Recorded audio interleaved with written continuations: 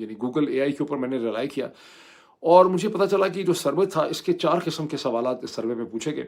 एक ये था पर्सनैलिटीज़ के हवाले से कि वेरी फेवरेबल, दूसरा ये था फेवरेबल, तीसरा था अनफेवरेबल और चौथा वेरी अनफेवरेबल। मतलब एक्सट्रीम उसमें सवाल था और जस्ट ये थी कि नेतन्याहू से फॉर इंस्टेंस ये है कि उनको एक डिसीजन मेकर की हैसियत से आप उन पे कितना ट्रस्ट कर सकते हैं, ये बुनियादी जिस्ट थी इन क्वेश्चंस की।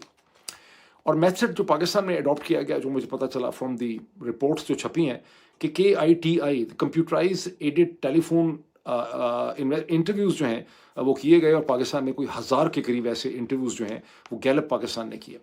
मैंने सोचा हम भी अपना एक इस पे ट्विटर का सर्वे कर लेते हैं, तो मैंने अपने ट्विटर के ऊपर ये क्वेश्चन डाला जहाँ मैंने लोगों को 3 किस्म की ऑप्शंस दी कि आप बेनियामिन नेतन्याहू जो हैं उन्हें पसंद करते हैं। उर्दू में मैंने किया ताकि पाकिस्तानी ही उसको पढ़ें कि आप उनको पसंद करते हैं, बेनियामिन इसराइल के वज़ीर आज़म बेनियामिन नेतन्याहू को पसंद करते हैं। दूसरी ऑप्शन थी नापसंद करते हैं। तीसरी ऑप्शन थी कि आप उन पे लानत भेजते हैं, जो मेरा ख्याल था कि पाकिस्तानियों की फीलिंग होगी। तो 2% लोग जो हैं मुझे जो जवाब, अच्छा पहले इससे पहले मैं आपको बताऊं कि मेरा ट्विटर बेचारा जो है उसको बहुत स्लो कर दिया गया है, उसकी रीच और विजिबिलिटी को बहुत कम कर दिया गया है।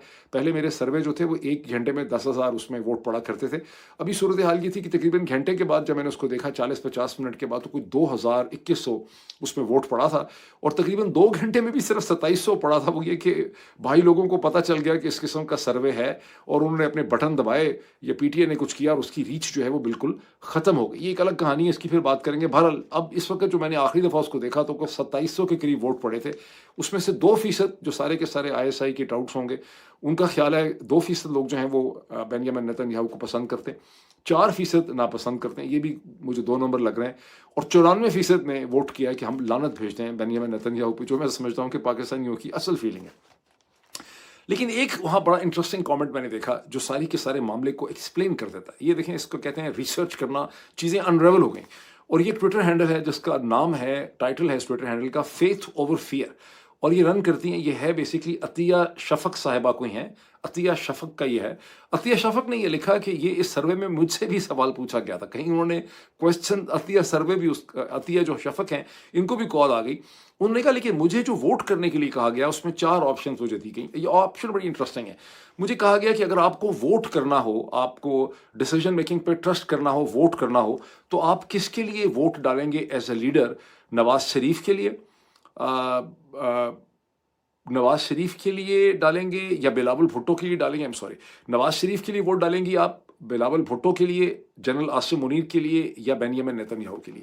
और अतिया शफक ये कहती हैं कि मैंने ये सोचा कि ये सारे तो कौम के गद्दार हैं, कम से कम बेनियामिन नेतन्याहू जो है वो अपनी कौम का गद्दार नहीं है, वो जो कुछ भी करता है वो अपनी कौम के फेवर में करता है, तो मैंने अपना वोट जो है वो बेनियामिन नेतन्याहू को डाल दिया।